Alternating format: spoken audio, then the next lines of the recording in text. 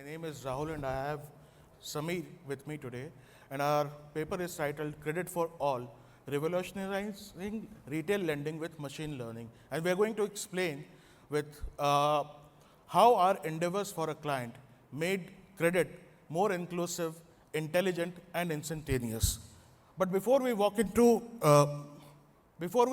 how did we make this happen, I would like to share, it's important that we understand the larger context. Indian kiranas are heavily underfinanced, and the extent of this is roughly about 20 lakh crores. That's not a small number. That's about 5% of our current GDP. And there are a lot of comparisons which are often drawn with some of the advanced economies or developed markets in the world for having better access to finance, for having better access to formal finance, and new innovations in the market, whereas Indian kiranas are still catching up to some of these trends in the market. Our client was one of the leading NBFCs which specialize in working capital loan for micro enterprises and kirana stores. And they had a network of about 50,000 odd kirana stores. Our client circled on creating a predictive model to accurately estimate the credit worthiness of kiranas. And this was supposed to serve a dual purpose, identifying newer markets, and within the existing markets, how can penetration be improved. And all of this was eventually linked to their ultimate goal of maximizing revenue and taking their scale of operations to the next level. Now, with this context, I'll request Samir to explain you how did we make this happen. Thank you, Rahul. So, given the business need for developing a robust creditworthiness model, we adopted a two-stage framework. In the first stage, we analyzed 400 CRM records along with structured interviews and expense data to explore cost to turnover ratio. However, we found that this claimed expense data was not reliable to estimate cost to turnover ratio, hence predict the revenues. And therefore, we had to scale up to 2,600 kirana stores for more detailed information on the observable variables with 4 guiding principles in our mind. First, developing a data-driven model. Second, integrating human expertise with the machine learning model, and then evaluate the model with least number of features, and then enabling a scalable and inclusive lending mechanism for the urban kirana stores. Can you move to next slide, Rahul? So, the journey to having a robust creditworthiness model can also be summarized in key 4 stages. In the first stage, we developed a data-driven model with 50 observable parameters, features, and we used XGBoost regression algorithm.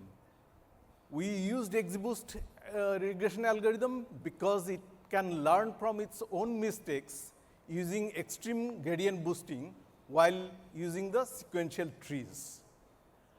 And in the second step,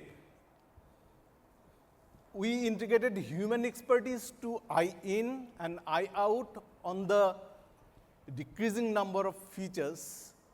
And in the second step, that is very well connected with step 2, we evaluated the models with decreasing number of features using performance parameters like MAP, mean absolute percentage error, and RMSE, mean root mean square error, along with looking at the bias and R square on the test part of the data set that was split into 70-30 during the data preparation stage as training set of data and the test set of data. So, these 2 stages of integrating our human expertise and evaluating the model subsequently went on for some time to reach a stage where we had a model with just 10 features. Rahul? So, these are the features. store area, number of shelves, so common features, refrigerator, digital weighing scale, deep freezers, and 4 others with similar level of accessibility. And given the very nature of these features, the model was made very inclusive. And during this delivery and deployment of the model, the IT and analytics team of our client extended their cooperation with us to test the model on diversified data from Kirana stores to test the data, test the model, and once it was confirmed and approved by the client team, we had delivered the model in a RESTful API using Docker image, and that application was supported by big data technology using Dask to make it more scalable. So in this journey to concept to reality, the model was finally launched in an experimental rollout in September 2024, last year. And the sales and the underwriting team started using the API, which was HTTP based and lightweight and fast to get the credit worthiness of the Kirana stores very quickly. And thus, the mission of having a robust credit worthiness model that should be scalable and inclusive was accomplished. Thank you, Rahul. Now, over to you.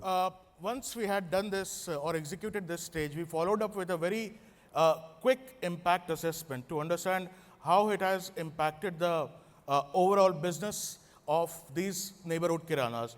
And we identified many positive changes, and some of them we have listed here.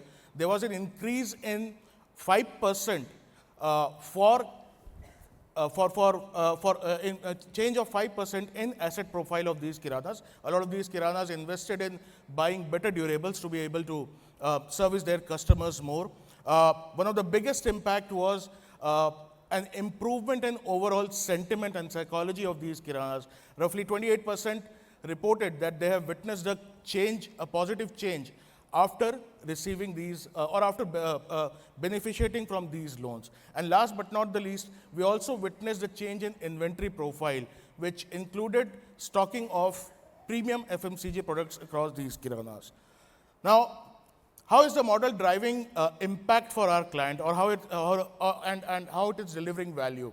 Now, the model has, in summary, not only made credit more equitable and democratic, it is also maximizing the penetration in the current set of markets for the client, as well as allowing the client to launch in newer markets at a much rapid pace. In addition to that, it has also reduced the bias and judgment errors made by underwriting managers or loan managers. And therefore, there is a lot of misinformation which was shelved out. And ultimately, it is also helping the client keeping their delinquency rate in control. And therefore, the overall loop of sales and collection is seamless, which can be accounted to this model. I would like to wrap up by sharing the client's testimony, which underscores the model has helped in bolstering their underwriting process and accurately predict the eligibility. And therefore, they have been able to serve the missing middle of the Indian economy. And that's how we have delivered the power of and with this work. Thank you so much for your time. Thank you. The floor is open for question. Please do share your questions in the Q&A option. First question, in today's scenario, retail is changing very fast, especially the Kirana stores, given the advent of Q-commerce. What do you think is the impact of this on the model? And what is the expected time period after which you need to revalidate it? So, as we told you, the credit financing gap is roughly about 20 lakh crores. And that's about 5% of our GDP. So therefore, the potential of such models, and again, this is a custom model, is immense. And the impact assessment which we did was shortly after disbursement of loans. But the impact needs to be sort of measured after a specific cadence over the next few years to be able to identify what kind of long-term impact it has created. So I hope that answers your question. Do we have more? What is the role of human intelligence in this model? So, I would request Samir to take this. Okay, I love this question. You know, this integration of human expertise with the machine learning was done through a very mindful exercise. You know, our objective was to reduce the number of features, and at the same time, to have the features that are more accessible over the others. So what we did is, as I explained in step 2, we kept our eyes on the nature of the features and looked at the feature importance as well. So even two features with similar level of importance or slightly more with feature importance, we picked the one which has better accessibility to make the model more inclusive.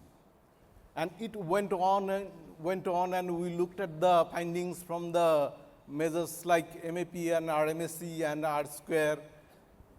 And then finally we could reduce the number of features to 10, and that too to common to all the fraternity of Kirana stores. I'd like to add one more small context here.